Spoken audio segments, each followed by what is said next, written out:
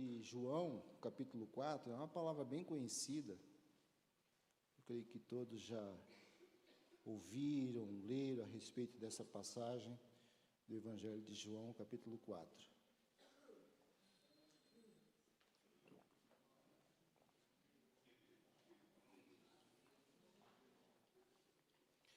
Eu vou ler o verso 28, 29 e o 42.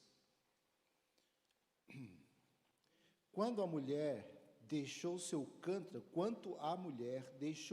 cântaro e foi à cidade e disse àqueles homens: vinde comigo e vede um homem que me disse tudo quanto tenho feito.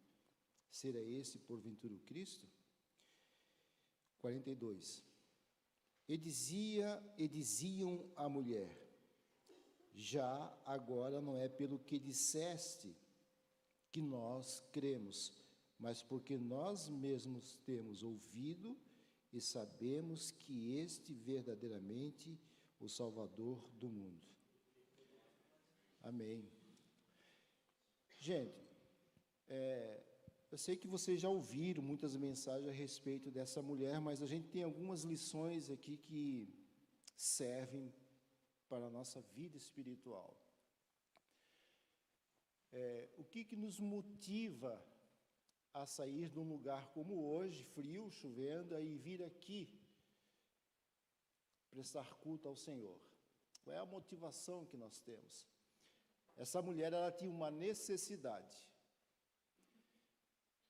A necessidade dela era ir buscar água, num horário impróprio. Não era o horário das mulheres buscar água, meio-dia. As mulheres iam na parte da manhã, porque era mais fresco para tirar água. Todos sabem que na Palestina o sol é muito quente, e o horário de meio-dia não é um horário muito próprio para tirar água. Também não é só por isso que ela ia esse horário. Ela ia esse horário por causa da vida que ela levava, e as pessoas conheciam ela em Samaria, sabiam quem ela era. Então, para que ela não sofresse escárnio das outras mulheres, para que as pessoas não vissem ali em público, ela ia esse horário que não tinha ninguém. Todos os dias. Era normal tirar água do poço. Do poço. Então, era um dia comum como qualquer outro dia. Só que nesse dia, ela iria se encontrar com um homem simples, um homem que nasceu num lugar improvável, um homem de pais comuns, com uma profissão totalmente comum na época, se criou numa aldeia muito comum, mas que fazia coisas fora do comum.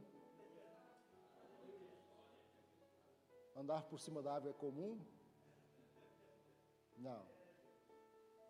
Ressuscitar mortos é comum? Também não. Então ele fazia coisas fora do incomum.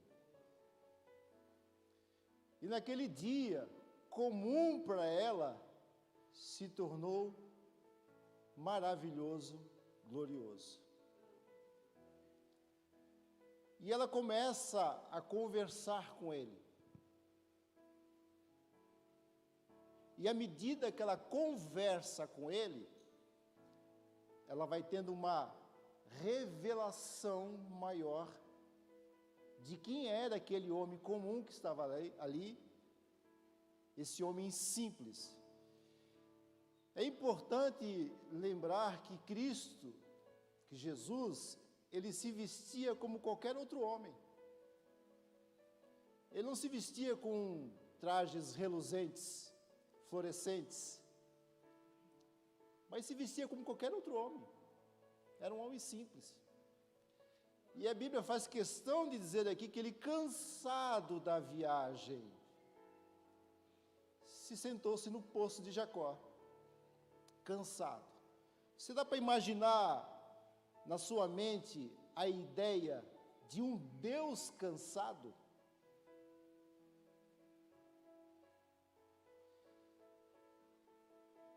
Dá para imaginar isso? E quando eu leio essa passagem, eu fico pensando, será que Deus hoje não está cansado das nossas incredulidades? Dos nossos pensamentos fúteis? Do nosso apego às coisas materiais e não espirituais? Deixe que somente trace um quadro de um Deus cansado. Existem duas coisas que chamou a atenção de Jesus na Bíblia Sagrada, no Novo Testamento. Uma, a fé do centurião de Cafarnaum. Ele ficou admirado daquela fé.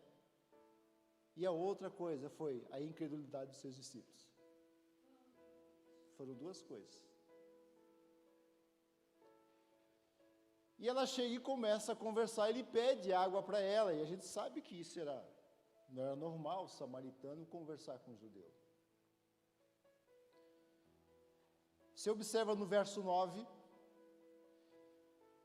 que ela diz assim, ó, como pode, sendo tu judeu?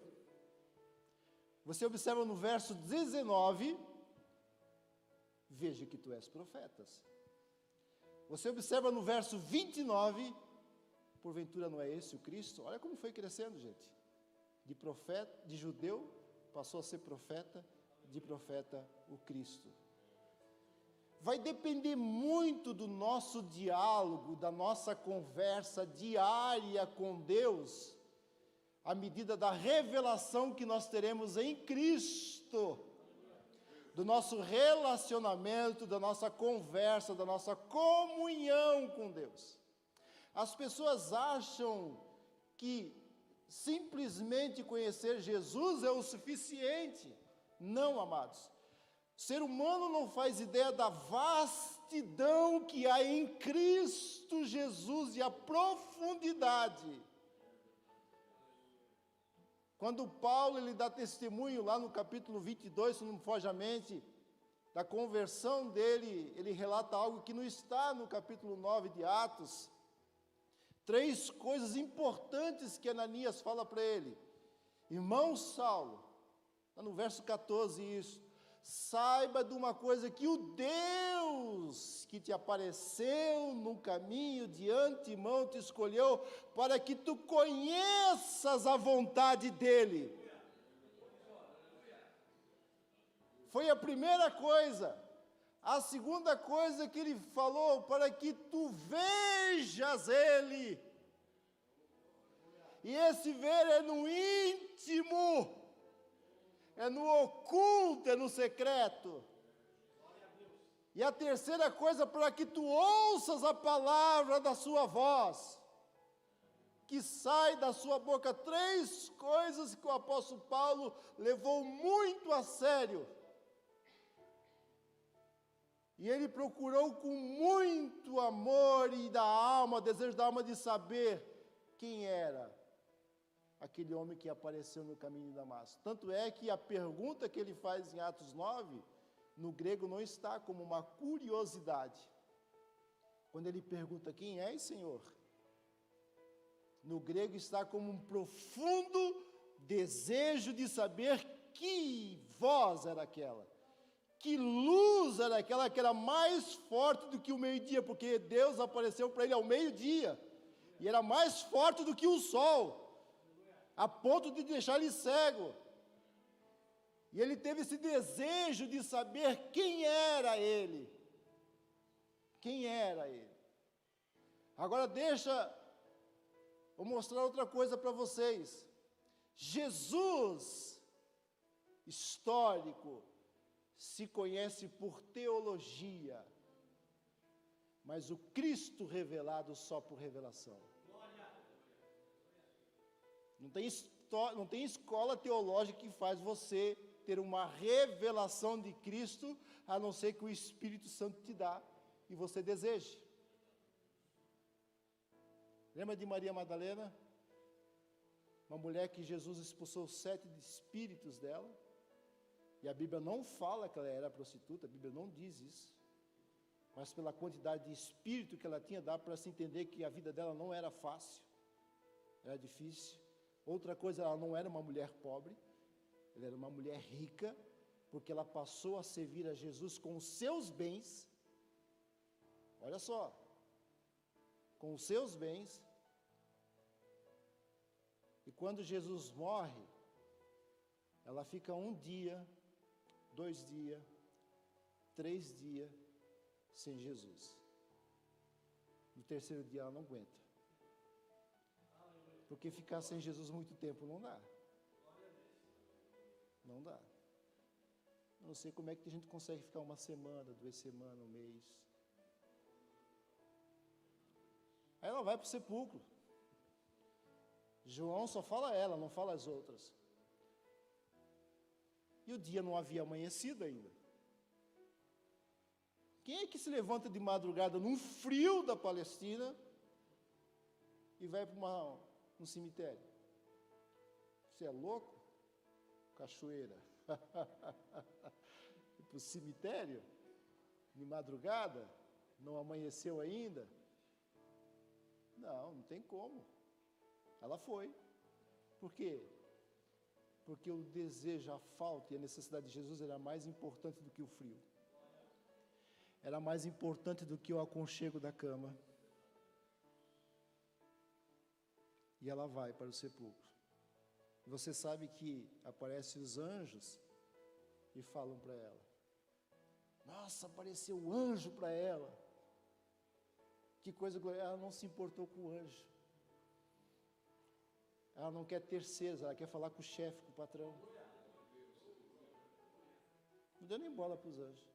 Eu quero Jesus, onde é que vocês colocaram ele? Aí Jesus aparece e conversa com ela. Você já pensou, uma mulher que foi liberta por Jesus?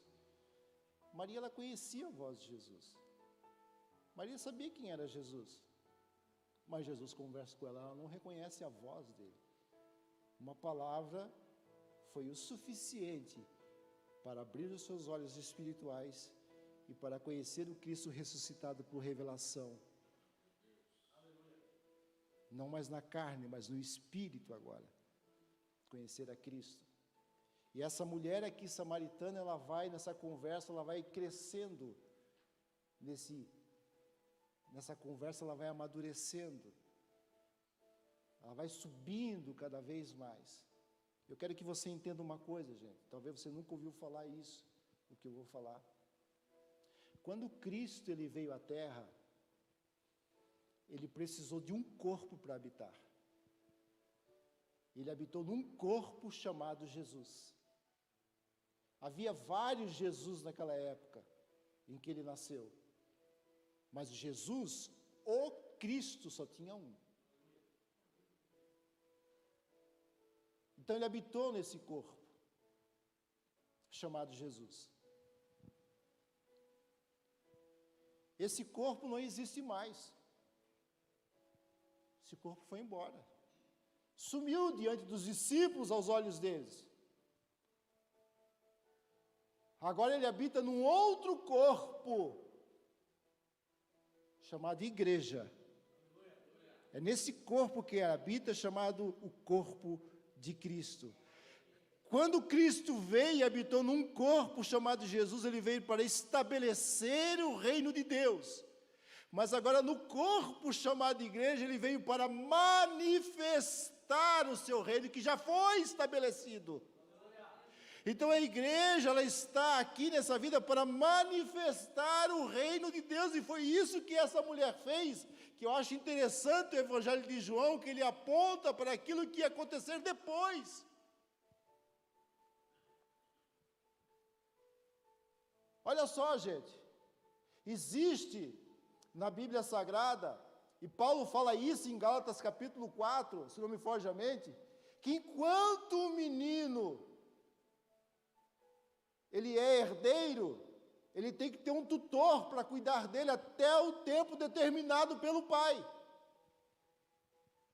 E você sabia que o judeu, ele tem o tempo da maturidade para receber a herança do pai?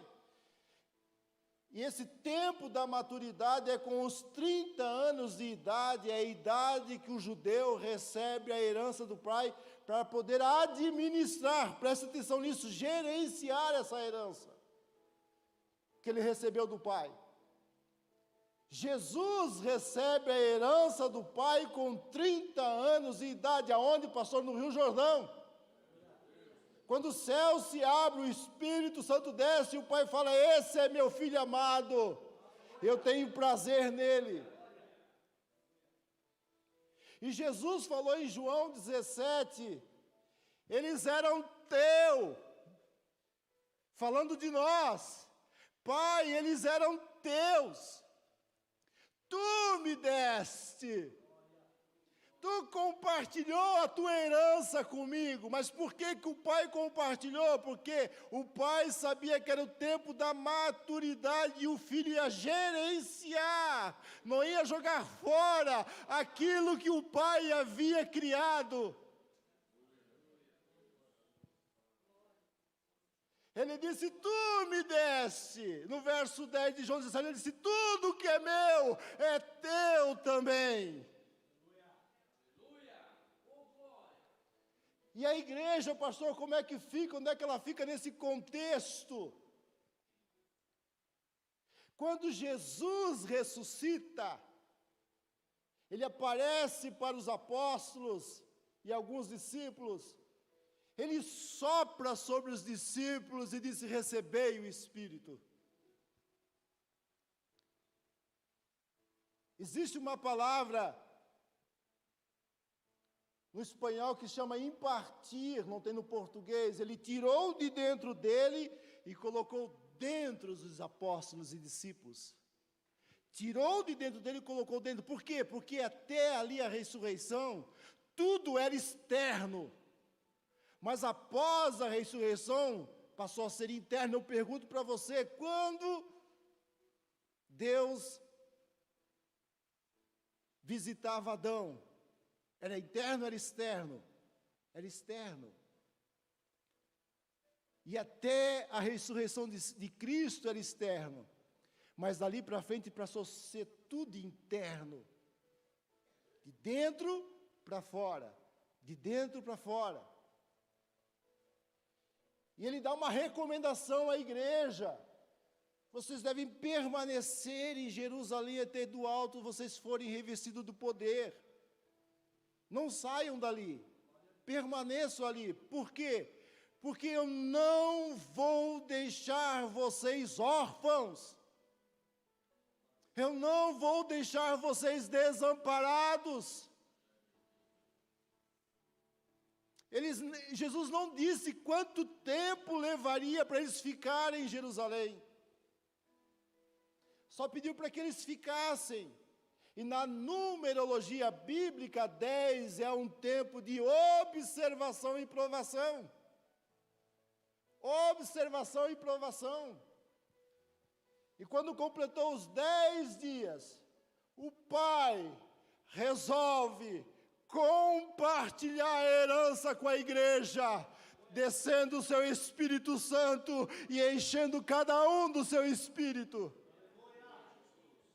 Vocês observam que como Jesus e assim a igreja, eles não começam um ministério, eles não começam a orar, eles não começam a ministrar, a pregar e a curar os enfermos, sem antes receber a herança do Pai.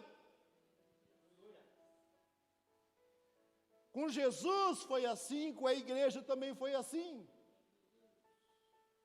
Então, no dia do Pentecostes, a igreja recebe a herança do Pai, 10 dias, prova e observação. O Pai observando, o Pai provando. Chegou o tempo da maturidade. Então, eu compartilho a herança com o corpo do meu filho chamado igreja. Para quê? Para gerenciar a herança que recebeu do Pai.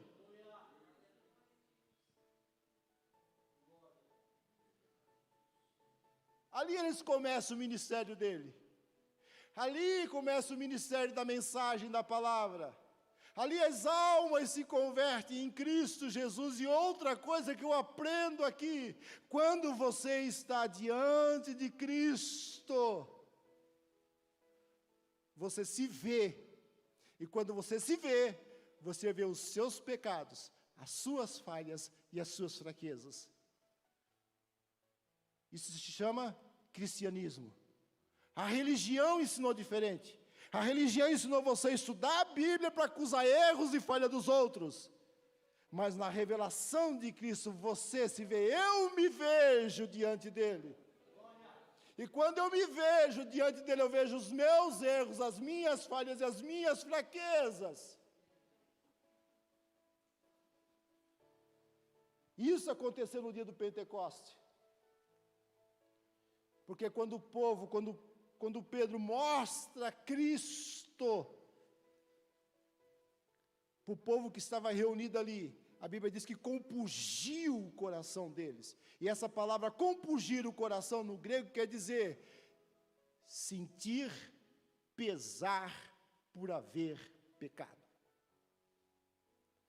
O povo, quando se viu, olha que interessante isso, Pedro mostra Cristo. E quando eles se vê diante de Cristo, eles sentiram profundo pesar por haver cometido pecado, porque a revelação de Cristo mostra os meus defeitos. E eles falaram, o que nós vamos fazer agora? Nós pecamos, o que nós vamos fazer agora? Pedro dá a resposta para ele, arrepende-se dos vossos pecados. Arrepende dos vossos pecados. Eu li uma frase uma vez, eu disse, essa frase está errada. Quando diz que intimidade gera proximidade. Eu disse, não, é o contrário. A proximidade gera intimidade. E a intimidade revela defeitos. Até aqui, ela se aproximou, e nessa aproximação gerou uma intimidade. E essa intimidade revelou os seus defeitos. Por que revela os seus defeitos? O verso que eu li para vocês. Ela não foi buscar água? Foi. Ela voltou para a cidade sem a água e deixou o cântaro ali. Deixou o cântaro ali.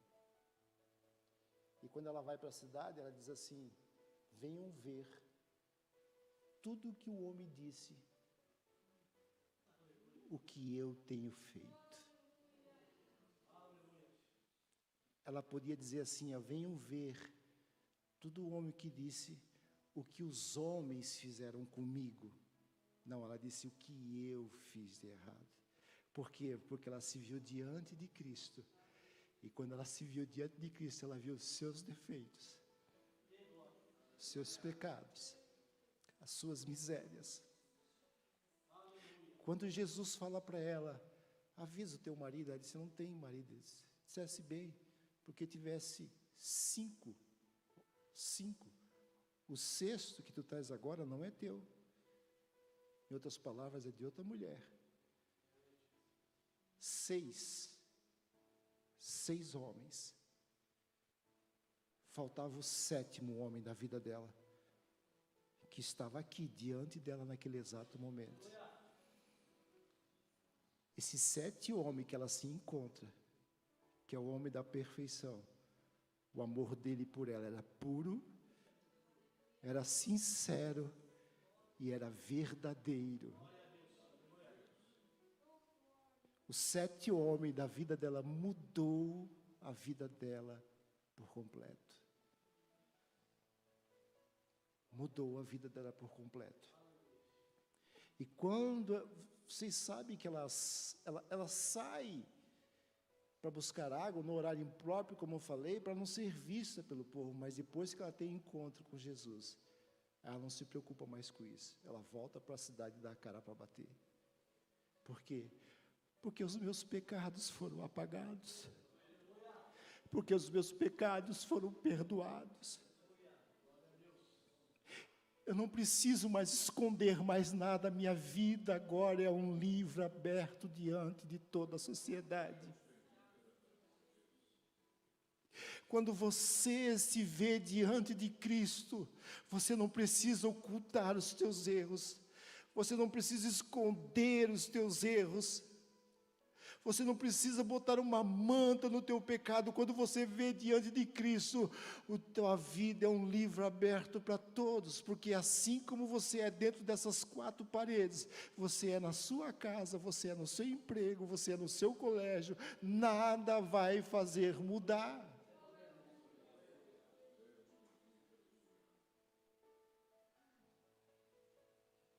Oh, aleluia! Quem se lembra da mulher que tinha entrado numa reunião muito imprópria? Quando Jesus convida Simão, melhor, quando Simão convida Jesus, o fariseu convida Jesus para jantar com ele. Se você não sabe, mulher não podia entrar numa reunião daquela. Eles eram servidos por servos. E a mesa, na época, era em formato de U, para que o servo pudesse entrar e servir, e para que os convidados pudessem ficar de frente um para o outro. Outra coisa que talvez você não sabe, a mesa, ela não tinha não mais do que 50, 60 centímetros de altura do chão, a altura do banco que você está. Assim eram as mesas. E a Bíblia diz que a mulher chega por detrás de Jesus. Por quê? Porque quando você senta desse jeito na altura que o banco está, seus pés ficam para trás. Ela chegou por detrás de Jesus e começou a lavar os seus pés com lágrimas e enxugar com o cabelo. Ela fez 3 coisas que ela jamais poderia ter feito. Primeiro, entrar numa reunião de homens. Mas Simão, ele era o dono da casa. Ele podia fazer alguma coisa. Segunda coisa que ela faz, ela não podia soltar o cabelo em público. A mulher só soltava o cabelo em público dentro de 4 paredes, diante do marido. A terceira coisa que ela faz, ela não podia tocar num rabino, num mestre. Ela não podia, na verdade, tocar em ninguém. E ela toca em Jesus. Aí Simão poderia olhar para ela e dizer assim, quer dizer, ele imaginou, ele pensou a respeito dela e de Jesus, julgou os dois. Mas aí os convidados poderiam dizer assim, Simão, chama o teu servo e manda essa mulher para fora. Tira ela daqui. Só que também tinha outro costume judaico que eles não poderiam fazer. E qual era? Quando uma pessoa se prostrava diante de um rabino, ninguém poderia botar a mão nela, a não ser ele. Se eles dissessem, tira ela daqui, ele ia dizer, eu não posso, ela está aos pés de Jesus. Ela está sob a proteção dele. Eu não posso tocar nela.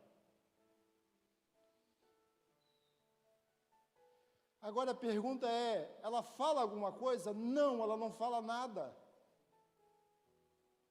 Ela só chora.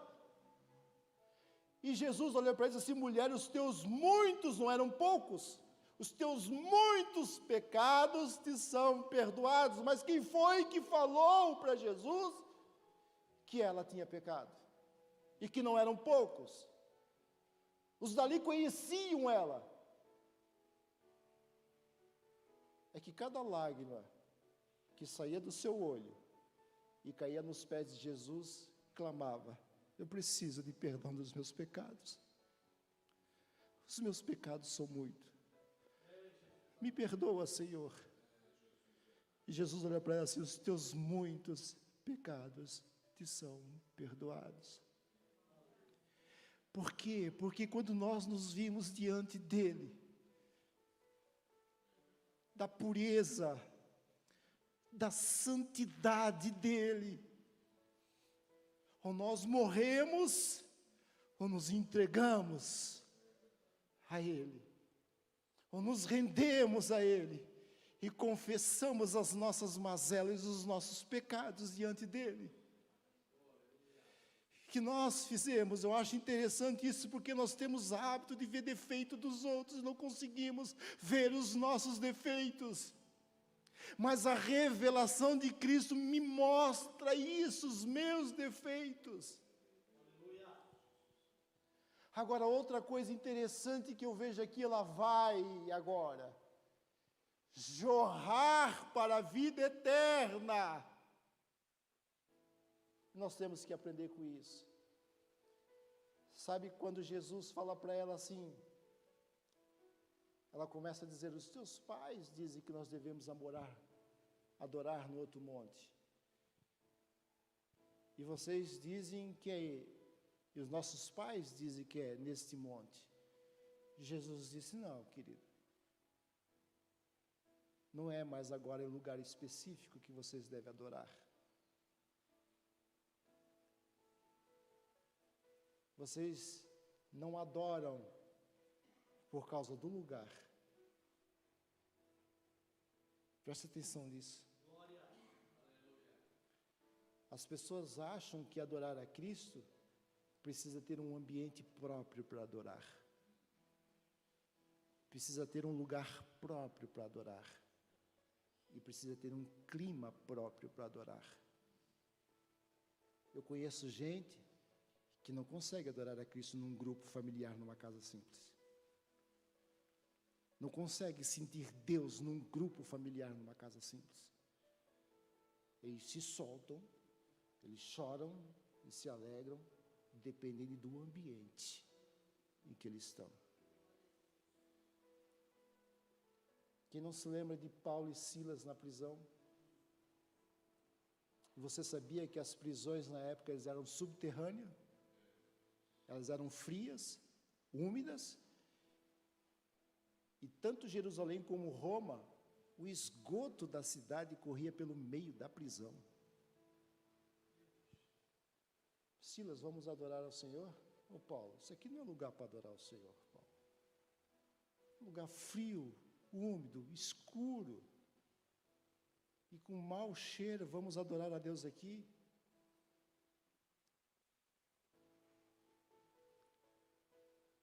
O que leva a pessoa a adorar a Deus num lugar desse? É a obediência a Cristo. Porque a obediência gera uma canção no espírito. E eu não adoro a Deus por causa do local.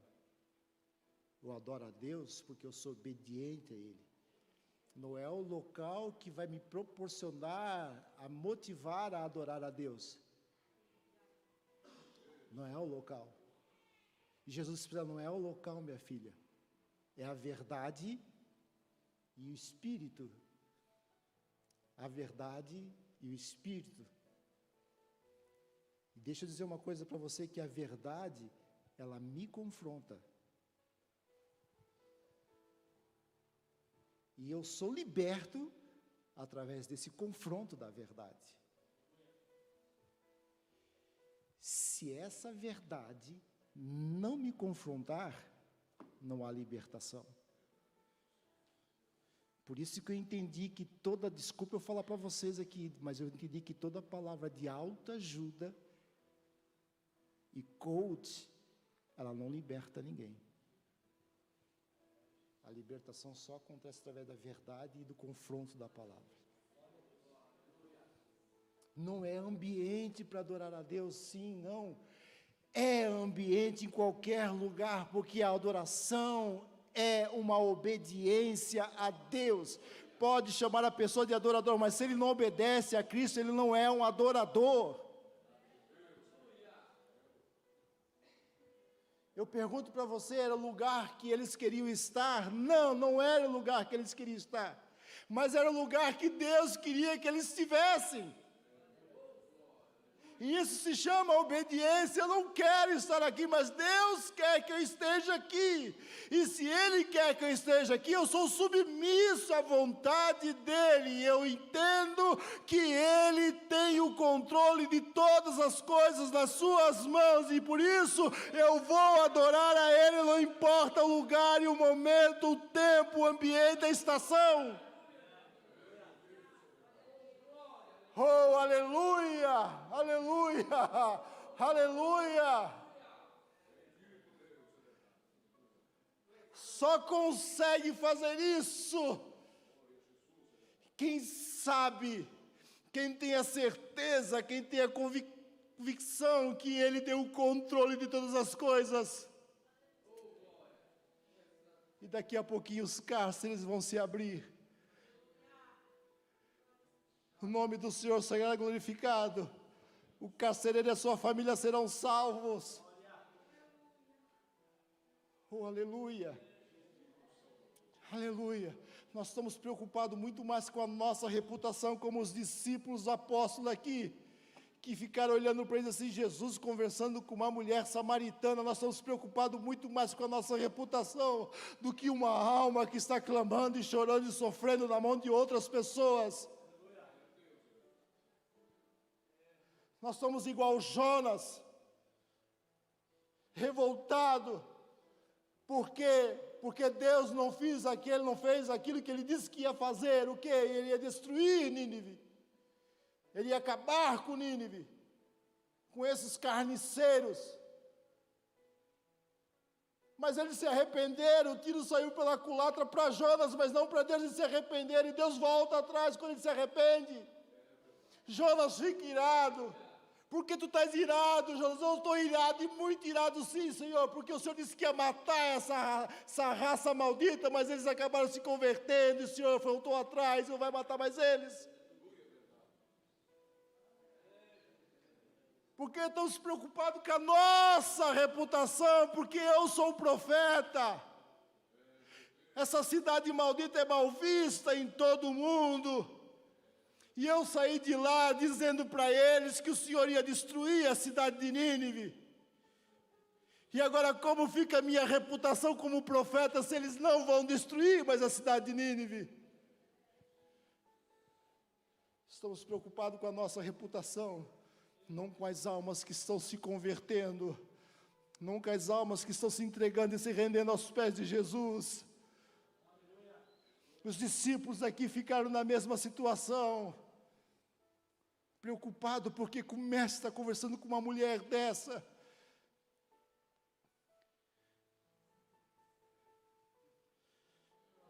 Oh, querido Espírito Santo de Deus, há tanta coisa que nós podemos aprender nessa lição da mulher samaritana, a jorrar para a vida eterna. Você sabia que Adão, no paraíso, ele dava frutos? Porque Deus falou duas palavras para ele: frutificai e dominai. Frutificai e dominai. Domínio ali no grego, no hebraico, é gerenciar, é administrar, é reinar e governar. E ele perdeu isso aí. E o segundo Adão veio para devolver isso para nós de volta. O que Adão perdeu no paraíso, o Filho veio para devolver o que ele havia perdido, a comunhão com Deus, a glória com Deus, que havia separado a raça humana através de Adão. Aleluia! A diferença é que Cristo não só vai nos levar para o paraíso, como Ele trouxe o paraíso para dentro de nós agora. A eternidade habita em nós. Algumas pessoas estão esperando quando eu chegar na eternidade. Não, a eternidade habita em nós, porque Ele é o eterno.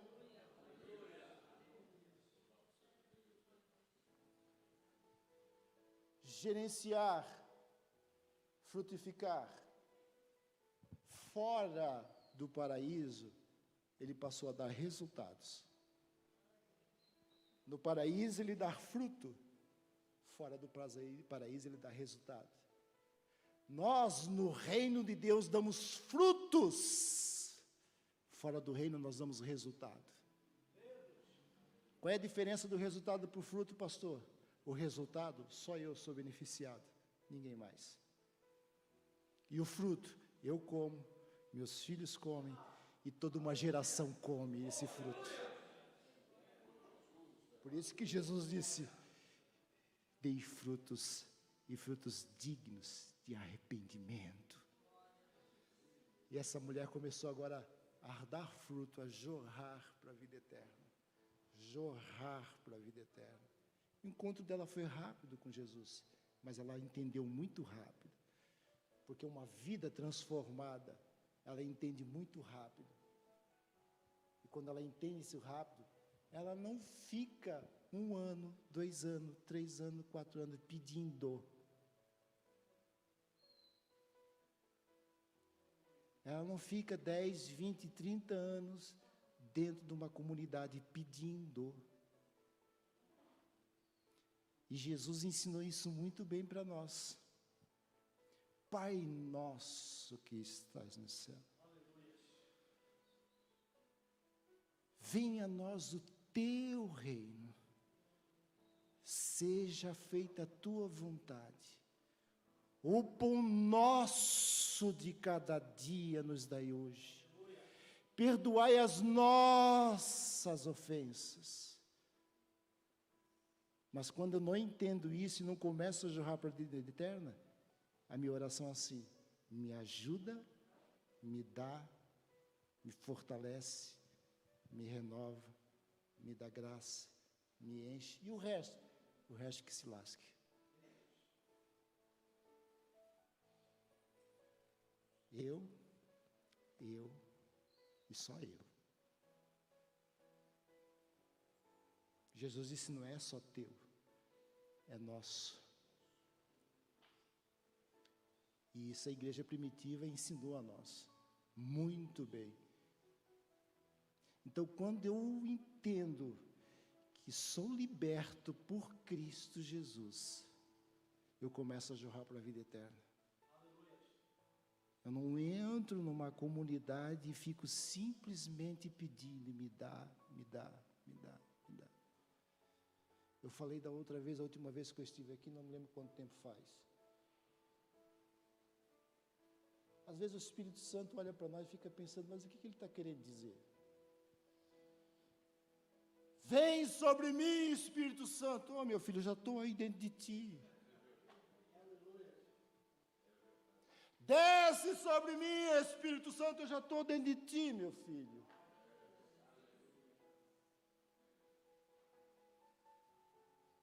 Senhor, me dá os dons de profecia, me dá os dons do Espírito Santo. Já está dentro de ti, meu filho, só falta você exercitar o que está dentro de ti. Senhor, me dá o fruto do Espírito Santo, já está dentro de você, exercita o que está dentro de você. Porque Deus não dá o Espírito em conta-gotas. O Espírito Santo não entra em nossa vida por etapas. Ele entra por completo. Foi isso que João Batista disse, eu vou mergulhar vocês nas águas. Mas depois de mim vem um que vai fazer algo que o homem, ninguém poderá fazer. O quê? Encharcar, mergulhar vocês no Espírito Santo. Na minha conversão, na tua conversão, Deus nos encharcou, nos mergulhou no Espírito Santo.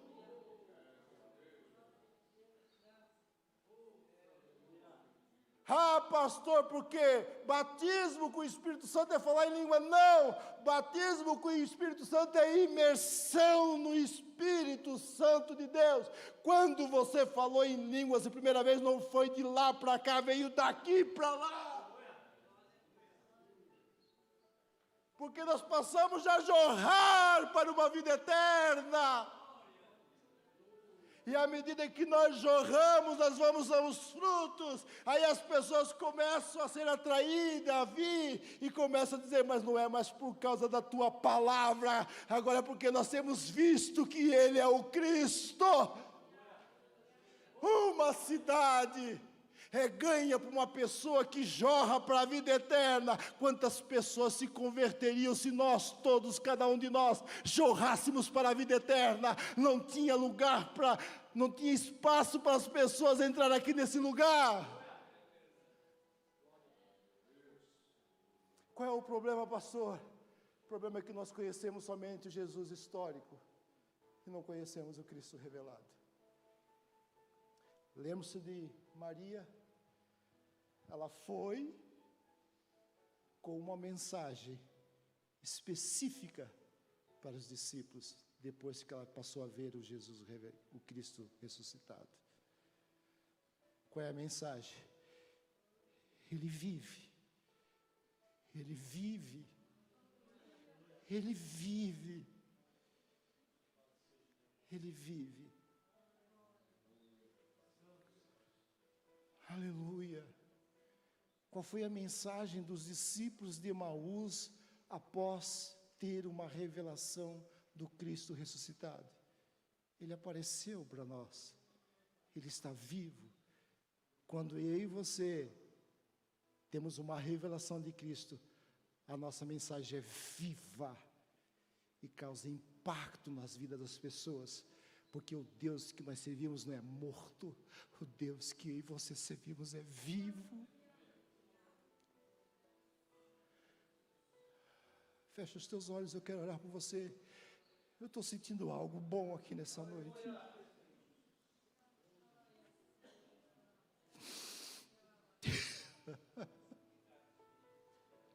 Não espere eu orar por você.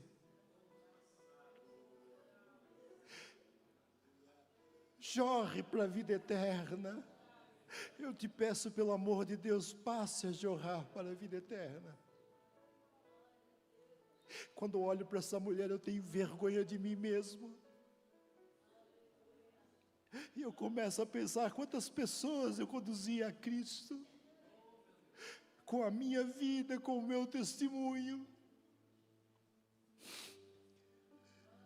O problema é que muitas pessoas estão se escondendo dentro da igreja.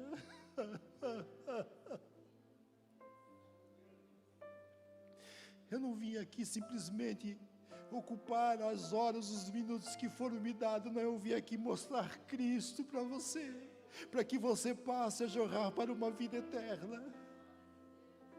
Eu poderia dar muitos testemunhos de pessoas que hoje já estão na eternidade, porque eu não perdi a oportunidade de falar. Que carabachute caturabachuriana. Doce Espírito Santo, meigo Espírito Santo,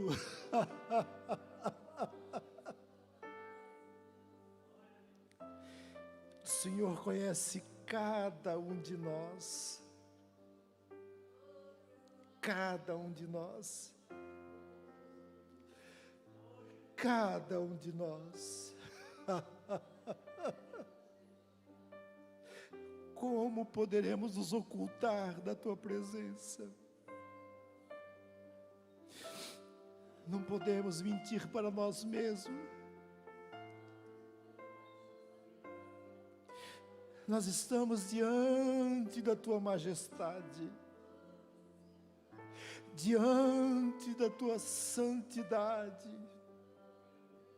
e diante dessa majestade, diante dessa santidade, nos prostramos, nos rendemos e falamos: pecamos,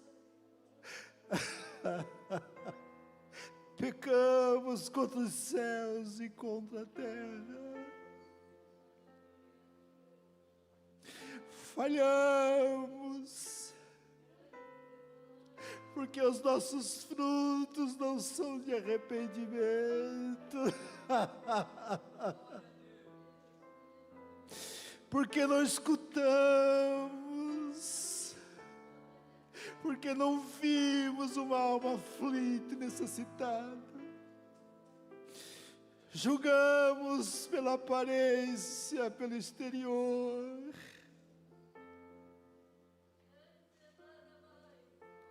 Ide de mantuire de carabachura bacantuire de mandahala surianai.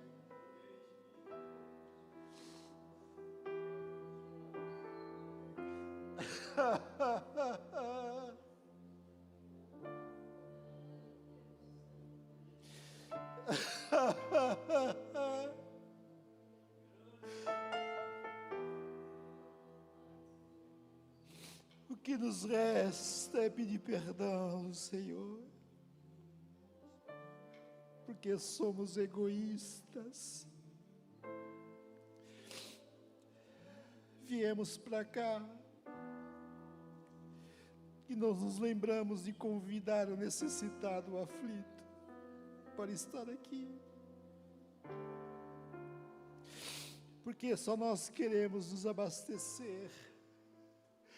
Só nós queremos. Tem misericórdia de nós.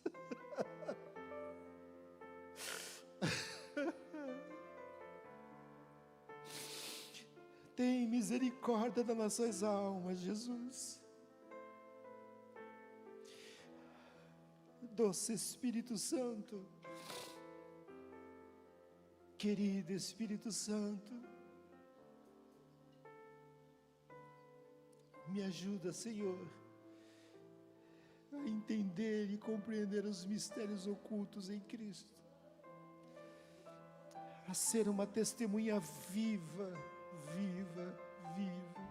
do Teu Evangelho.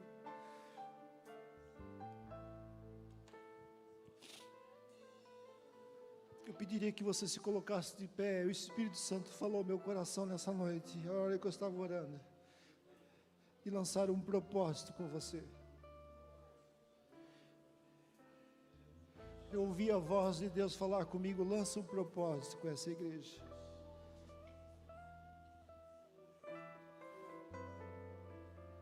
Não precisa vir à frente, pode ficar no banco onde você está. E a partir de hoje, nunca mais você se esquecerá do próximo. Nunca mais. Nunca mais. Quantos que a partir de hoje querem realmente, como essa mulher, jorrar para a vida eterna? Eu vou te dar uma receita então. Qual, pastor? Diga para o Espírito Santo: Espírito Santo, a partir de hoje, eu quero ter uma revelação maior de Cristo na minha vida. Faça o propósito com Deus aí no banco onde você está agora. Agora. Faça propósito com Deus agora. Agora. Não pense somente em você. Não é com você. E nesse momento, se você visualizar na sua mente alguém que está necessitado, comece a orar por ele agora.